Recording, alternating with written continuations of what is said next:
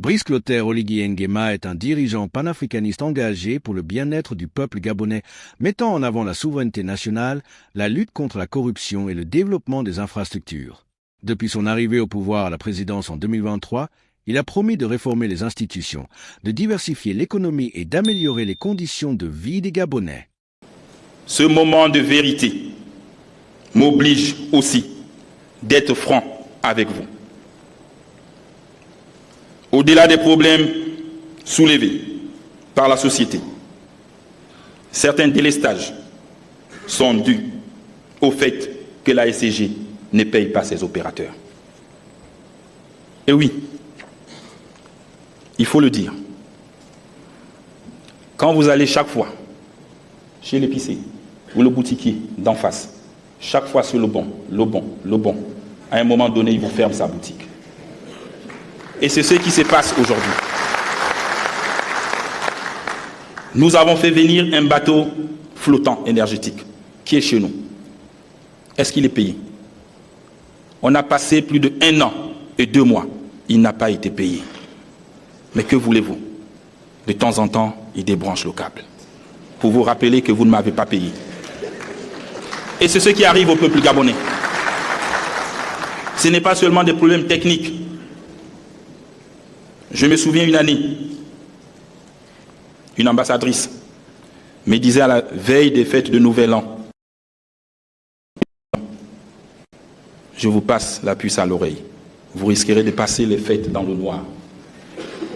Parce que la société X n'a pas été payée et ils sont prêts à débrancher le câble. Et j'ai dû interpeller cette société pour dire laissez-nous passer Noël, le Nouvel An, et on va régler les problèmes.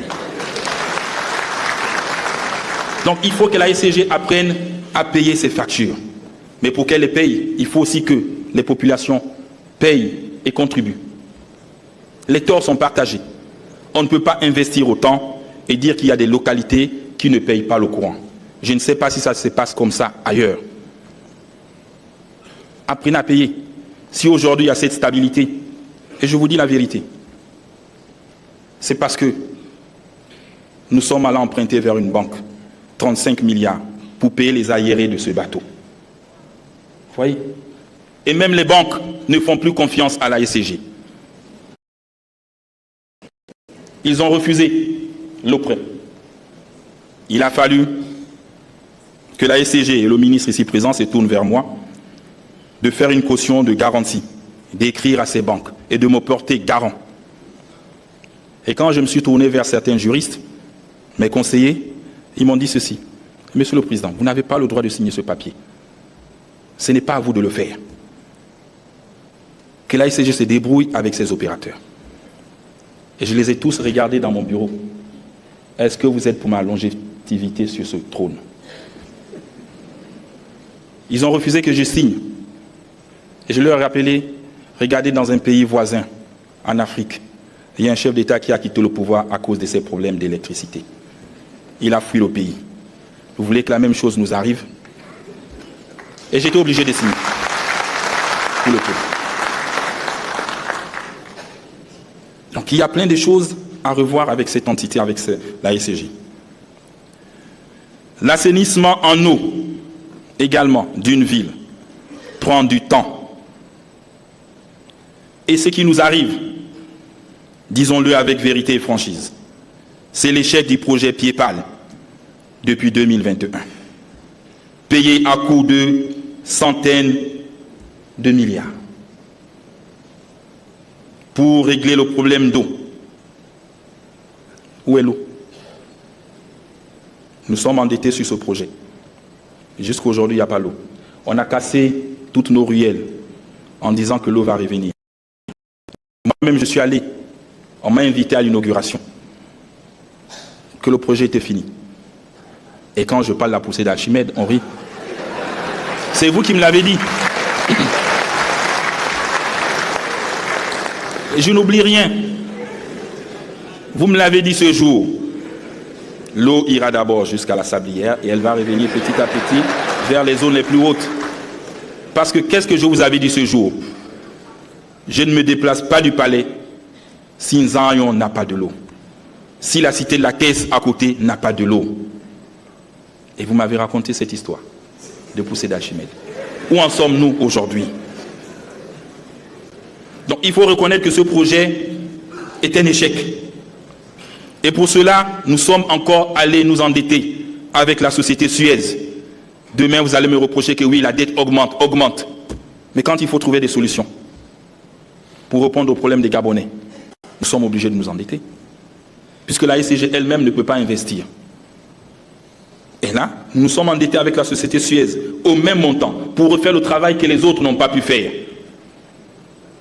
Et beaucoup d'entre eux qui ont signé ce dossier ne sont pas poursuivis. La justice ne fait pas son travail.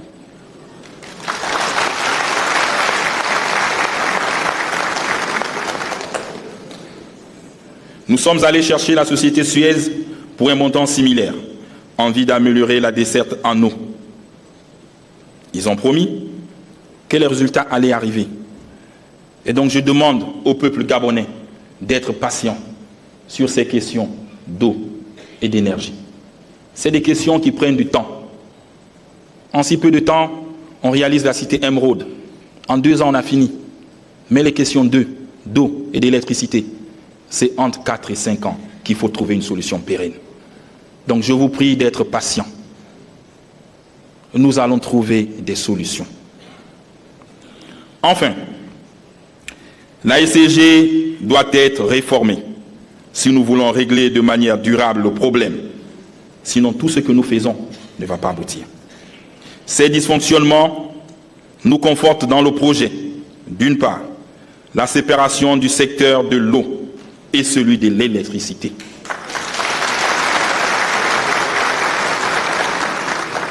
Il ne faut pas avoir peur. Chez les autres, ça a été séparé. Au départ, ils étaient comme nous. Mais ils ont étudié.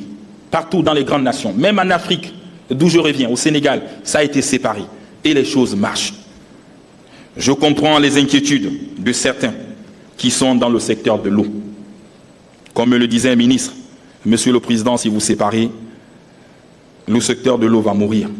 Les employés ne seront pas payés. Parce que toutes nos recettes viennent de l'électricité. Et je disais à ce ministre, justement c'est parce qu'ils le savent, qu'ils ne veulent pas se mettre au travail, parce qu'ils seront payés avec l'eau du courant. Ce qui fait que dans les villes, quand on a une fuite, on attend 3 mois pour réparer la fuite. Or, s'ils sont séparés et qu'il y a une fuite, et qu'ils savent que leur argent vient de l'eau, ils vont s'en précipiter pour aller réparer la fuite.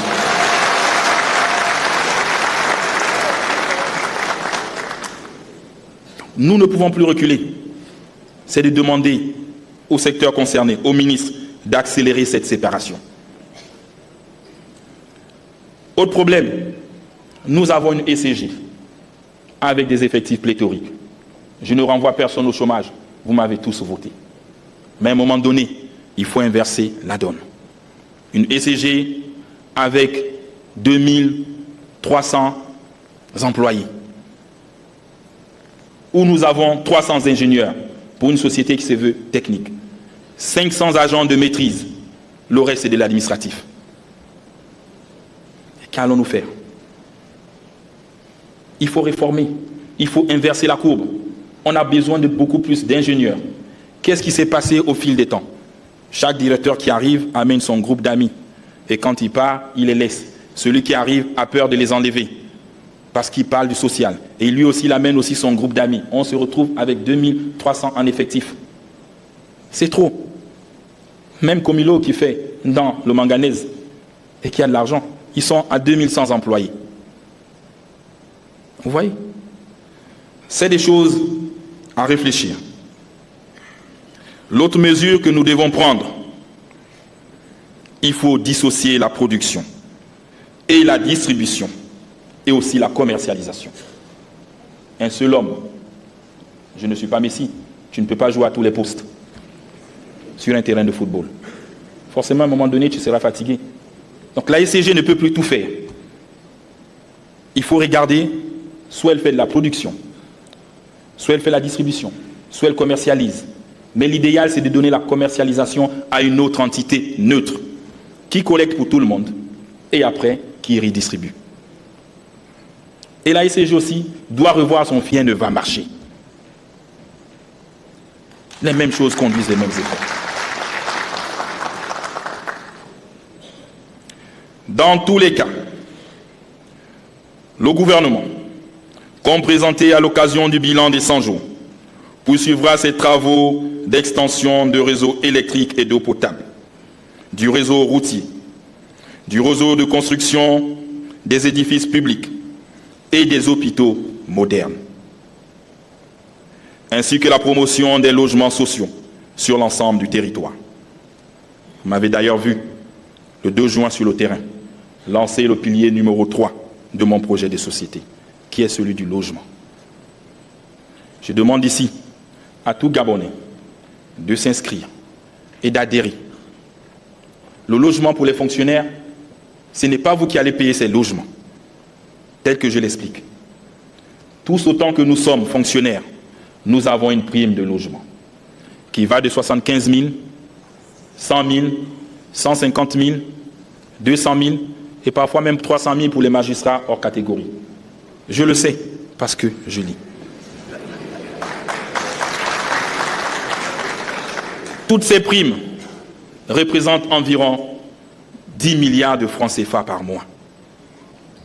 En un an, ça fait 120 milliards de francs CFA.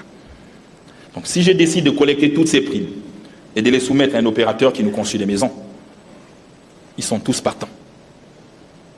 Ils sont tous partants à condition qu'on accepte de payer. Donc les maisons qui se construisent à Bikele, à Essassa, ce n'est pas vous qui les payez. C'est votre prime de logement qui la paye. Donc, le gouvernement vous enlève de la location et vous met dans une maison et retire votre prime de logement.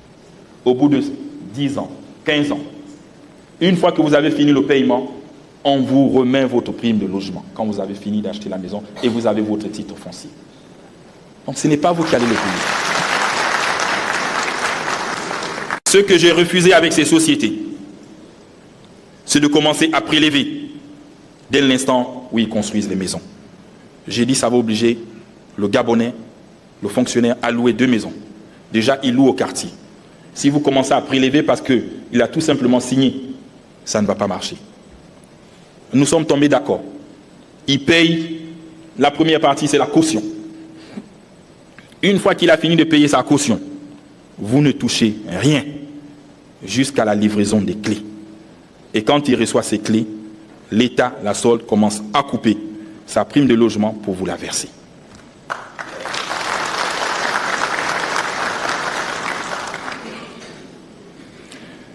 Et donc, dans tous ces projets, aucune région, aucune localité de notre pays ne sera en rade. Ainsi s'achève cette édition d'OSTV Afrique Libre. Dites-nous en commentaire ce que vous pensez des actions de Brice Oligui Nguema et de l'avenir du Gabon. Si cette vidéo vous a plu, laissez un j'aime, partagez-la autour de vous et abonnez-vous à la chaîne pour ne manquer aucune de nos prochaines analyses sur l'actualité africaine. Activez la cloche de notification et restons mobilisés pour une Afrique souveraine, forte et maîtresse de son destin. Merci de votre fidélité et à très bientôt sur AES TV Afrique Libre.